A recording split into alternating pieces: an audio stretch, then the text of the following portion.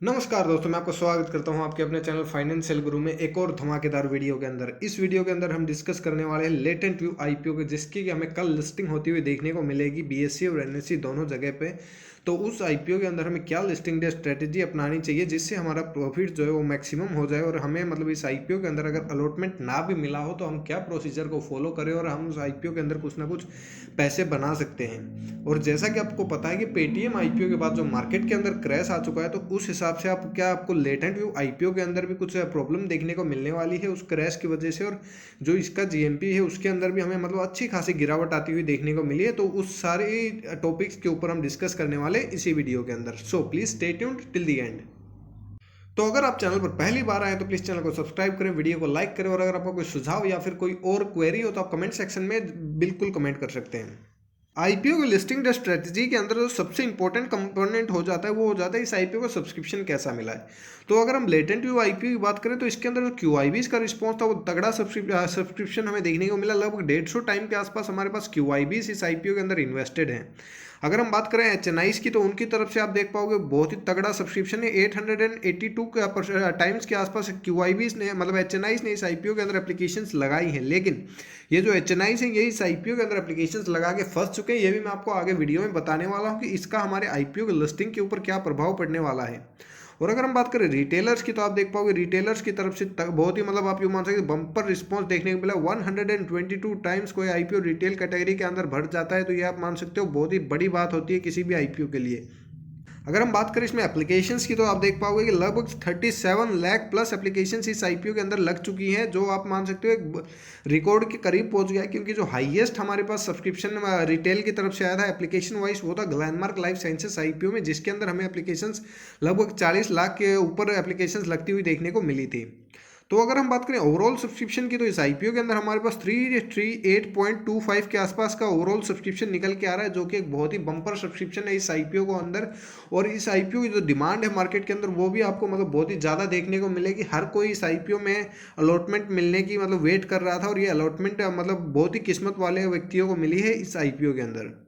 तो अब जो नेक्स्ट बात आती है वो आती है इसका आज का करंट का जीएमपी क्या चल रहा है। और जो इस लेटेंट व्यू आईपीओ का जो जीएमपी हमारे पास आज निकल के आ रहा है वो है 280 रुपीज़ का।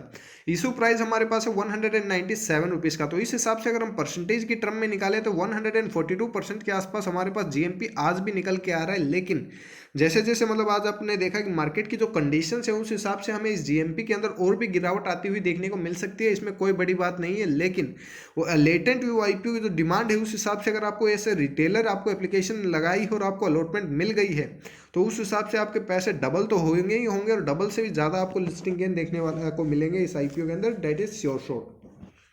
तो अब हमारे पास जीएमपी आ गया 280 रुपीज़ का। तो इसके बाद जो हमारे पास सबसे इंपॉर्टेंट फिगर आती है वो आती है हमारे पास एचएनआई कॉस्ट क्या निकल के आया इस आईपीओ का। तो जो ये लेटेंट व्यू आईपीओ इसका जो एचएनआई कॉस्ट हमारे पास निकल के आ रहा है वो है 330 रुपीज़। और ये जो हमारे पास जो 330 रुपीज़ निकल के आ रहा है ये हमारे पास जो जीएमपी है उससे ये ज़्यादा है। तो इस हिसाब से आप देख पाओगे जो भी एक एचएनआई था किसी ने वो जिसने भी इस आईपीओ के अंदर फंडिंग लेके एप्लीकेशंस लगाई, तो अगर हम आज के जीएमपी के ऊपर इसके लिस्टिंग माने तो आप देख पाओगे कि हर एक एचएनआई को मतलब एक शेयर के ऊपर लगभग 50 रुपीज़ का लॉस होता हुआ देखने को मिल रहा है, जो कि एक बहुत ही बड़ा अमाउंट हो जाता है। क्योंकि जो एचएनआईज होते हैं वो बहुत ही बड़ी क्वांटिटी के अंदर प्ले करते हैं, और इसके अंदर जब उनका बड़ा लॉस होगा तो वो उसी दिन मतलब अपना जो उनका लॉस होगा उसको बुक करने की कोशिश करेंगे। जैसे ही वो बुकिंग की कोशिश होगी उसके अंदर हमें इसके शेयर के अंदर लिस्टिंग डे वाले दिन सेलिंग प्रेशर आता हुआ देखने को मिल सकता है, जो कि जिस भी आईपीओ के अंदर हमने देखा कि जीएमपी और एचएनआई कॉस्ट में ये डिफरेंस हमारे पास आ जाता है, तो उस आईपीओ के अंदर हमने ये नोट किया है कि ये जो सेलिंग प्रेशर है ये आता ही आता है। तो मतलब इस हिसाब से अगर हमें इस लिस्ट आईपीओ की लिस्टिंग एचएनआई कॉस्ट से ज़्यादा नीचे देखने को मिल गई तो उसके बाद तो आप मान सकते हो कि इस शेयर के अंदर तगड़ा सेलिंग प्रेशर आने वाला है। लेकिन जैसा कि आपको पता है कि इस कंपनी की डिमांड बहुत है तो ये सेलिंग प्रेशर एब्जॉर्ब भी हो जाएगा, क्योंकि जितनी आप यूँ मान सकते हो ये शेयर हमें नीचे आता हुआ देखने को मिलेगा उतना ही इसके अंदर हमें और ज़्यादा मतलब न्यू जो इन्वेस्टर्स है वो अपने मतलब इस शेयर को लेना चाहते हैं तो वो इसके अंदर इन्वेस्ट करने वाले हैं। तो ज़्यादा घबराने वाली बात नहीं है। अगर हम इस आईपीओ के अंदर हमें ये जो एचएनआई कॉस्ट और जीएमपी वाला जो सिद्धांत है ये इस आईपीओ के अंदर हमें फ्लॉप होता हुआ भी देखने को मिल सकता है। क्योंकि इस आईपीओ जो डिमांड है वो बम्पर है और जो रिटेलर्स हैं उनके अंदर इस आईपीओ का खासा क्रेज है। और वो ये मान सकते हो आपकी इसकी लिस्टिंग होने के बाद रिटेलर्स इस आईपीओ को खरीदने की कोशिश बिल्कुल मतलब पुरजोर करेंगे और खरीदे भी गए इस आईपीओ को, क्योंकि इस आईपीओ के अंदर जो हमारे रिटेलर्स हैं वो आगे फ्यूचर देख रहे हैं और वो इसमें लॉन्ग टर्म के लिए इन्वेस्टमेंट करना चाहते हैं। तब जो हमारे पास नेक्स्ट बात आती है वो आती है कि हमें इसकी लिस्टिंग कहाँ होती हुई देखने को मिलेगी। तो आप देख पाओगे जो इसका करंट का जीएमपी हुआ 280 रुपीज़ और जो इसका इशू प्राइस हमारे पास है वो है 197 रुपीज़ अपर प्राइस बैंड के हिसाब से। तो इस हिसाब से अगर हम देखें तो हमारे पास जो इसकी लिस्टिंग हमें होती हुई देखने को मिलेगी वो हमारे पास लगभग 477 रुपीज़ के आसपास आपको देखने को मिलेगी जीएमपी के हिसाब से एट द करंट मोमेंट। ये जीएमपी हमें मतलब और भी कम ज़्यादा होते हुए देखने को मिल सकता है, क्योंकि मार्केट का सेंटीमेंट पूरी तरह से नेगेटिव हो चुका है और इसमें आईपीओ के जो जीएमपी थे वो बिल्कुल आप मान सकते हो तबाह हो चुके हैं। अगर आपको लेटेंट व्यू आईपीओ के अंदर अलॉटमेंट मिल गई है तो उसके बाद आपको क्या करना चाहिए, आपको इस शेयर को होल्ड करना चाहिए या फिर आपको सेल कर देना चाहिए। तो उसके लिए जो सबसे इंपॉर्टेंट चीज़ है वो आपको एक स्टॉप लॉस लगाइए। जहाँ पे भी इसकी लिस्टिंग हमें होती हुई देखने को मिलती है उससे 25 पॉइंट नीचे हम ये स्टॉप लॉस लगाने वाले हैं। और अगर ये स्टॉप लॉस हमारा ट्रिगर हो जाता है तो हम एग्जिट कर लेंगे। और अगर ये हमारे पास मतलब इस शेयर के अंदर आपको मतलब अप मूवमेंट देखने को मिल जाती है तो आप इसको मतलब बिल्कुल कंटिन्यू रख सकते हो, आप मतलब स्टॉप लॉस को ट्रेल करते हुए चलते रहिए। तो ये तो बात हो गई जिसको इस आईपीओ की अलॉटमेंट मिली थी उसके लिए। लेकिन जिसको इस आईपीओ के अंदर अलॉटमेंट नहीं मिली है वो क्या करे। तो जैसा कि आपको पता है कि मार्केट का सेंटीमेंट चारों तरफ से मतलब बिल्कुल नेगेटिव हो चुका है। तो इसके अंदर अगर आपको प्री ओपन का ट्रेड लेना है तो इसके अंदर हमारे पास बहुत प्रकार के रिस्क निकल के आ रहे हैं इस आईपीओ को देखते हुए। क्योंकि अगर जैसा आपको पता है आज निफ्टी लगभग 400 पॉइंट नीचे तक जाके आया है और उसके बाद मतलब कुछ रिकवरी भी हमें देखने को मिली। लेकिन अगर कल यही रहा कि मतलब निफ्टी नेगेटिव है तो उसके बाद इस आईपीओ की लिस्टिंग हो रही है तो आपको प्री ओपन के अंदर तो ट्रेड करते हुए आपको थोड़ा कोशिश रहना होगा। क्योंकि अगर मार्केट का सेंटीमेंट कल भी ऐसा ही खराब रहा तो हमें इसके अंदर भी सेलिंग प्रेशर आता हुआ देखने को मिल सकता है। लेकिन अगर हमारी मार्केट मतलब कल जैसी एक्सपेक्टेशंस है कि ग्लोबल मार्केट्स में इतना कोई डाउनफॉल आता हुआ देखने को नहीं मिल रहा है और हमारा भी करेक्शन बहुत ही ज़्यादा हो चुका है तो कल हमें कुछ मतलब मार्केट के अंदर भी कुछ ग्रीन मूवमेंट देखने को मिल सकता है। तो उस हिसाब से अगर ये मार्केट हमारी मतलब पॉजिटिव देखने को मिल जाए आपको तो आप बिल्कुल इस आईपीओ के अंदर प्री ओपन में ट्रेड कर सकते हो। और जो इसका सर्किट होने वाला है वो 20% होने वाला है लिस्टिंग प्राइस के ऊपर से।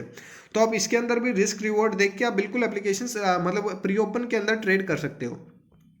तो अब जो मतलब अगर आपको ये नहीं पता कि आप प्री ओपन के अंदर कैसे ट्रेड करोगे तो ये बहुत ही सिंपल प्रोसेस है। इसके अंदर आपको बस जो आपका मतलब सपोज हमारे पास ये लेटेंट व्यू आईपीओ है इसके अंदर हमें 9:45 से पहले मतलब शेयर बाइंग के लिए हमें लिमिट ऑर्डर लगाना होगा। और उस लिमिट ऑर्डर के अंदर हमें जो सर्किट लिमिट होगी इसकी वो फिल करनी होगी। उसके लिए आप हमारे टेलीग्राम चैनल को ज्वाइन कर सकते हैं जिसका लिंक मैंने डिस्क्रिप्शन के अंदर दे रखा है। वहाँ से आपको मैं अपडेट कर दूंगा कि इसका हमारे पास सर्किट लिमिट क्या है और मैं आपको प्री ओपन के लिंक भी वहाँ पे दे दूंगा। तो आप वहाँ से बिल्कुल एप्लीकेशंस लगा मतलब आपके जो शेयर परचेज के लिए ऑर्डर आप लगा सकते हो। और इसके टाइम को आप ध्यान रखिए 9:45 से पहले 44 तक आपको एप्लीकेशन मतलब ये शेयर के लिए ऑर्डर लगाना होगा और उसके बाद ही आपको मतलब प्री ओपन के अंदर आप ट्रेड कर सकते हो।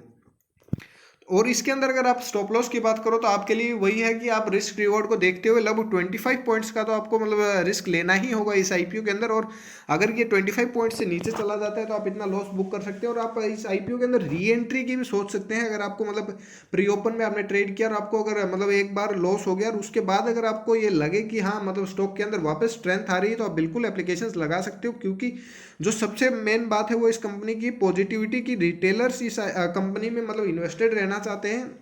फंड्स ने इस आईपीओ को बम्पर सब्सक्रिप्शन दे रखा है और वो इस आईपीओ में बने रहना चाहते हैं। तो आप ये मान सकते हो कि कंपनी अगर आप लॉन्ग टर्म के लिए भी लेना चाहते हो तो इसमें आपको कोई दिक्कत होने वाली नहीं है। तो आप प्री ओपन के अंदर इस आईपीओ के अंदर बिल्कुल ट्रेड कर सकते हो, आपको कोई ज़्यादा दिक्कत होने वाली नहीं है। लेकिन हमारे पास वही शर्त है कि आप स्टॉप लॉस लगाइए और जो हमारी मार्केट की कंडीशन है निफ्टी की जो कंडीशन होगी उस टाइम वो आपको बिल्कुल ध्यान में रखनी है और उसके बाद ही आपको इस आईपीओ के अंदर एप्लीकेशंस प्री ओपन के अंदर लगानी है। So friends this is all in the video. I hope आपको वीडियो अच्छी लगी होगी। और अगर आपका कोई भी डाउट अभी भी रह गया तो आप कमेंट सेक्शन खुला है आपके लिए, आप उसमें के अंदर कमेंट कर सकते हो और मैं कोशिश करूंगा कि आपका जो क्वेरी है उसको सोल्व करूं। और अगर आपने अभी तक टेलीग्राम चैनल को ज्वाइन नहीं किया तो उसका लिंक डिस्क्रिप्शन के अंदर है। वहाँ पे मैं आपको मतलब जो इस आईपीओ के प्री ओपन के सारी डिटेल्स है वो मैं आपको टेलीग्राम के ऊपर अपडेट कर दूंगा। तो आप हमारे जो टेलीग्राम चैनल है उसको बिल्कुल ज्वाइन कर सकते हैं। So friends this is financial Guru signing off.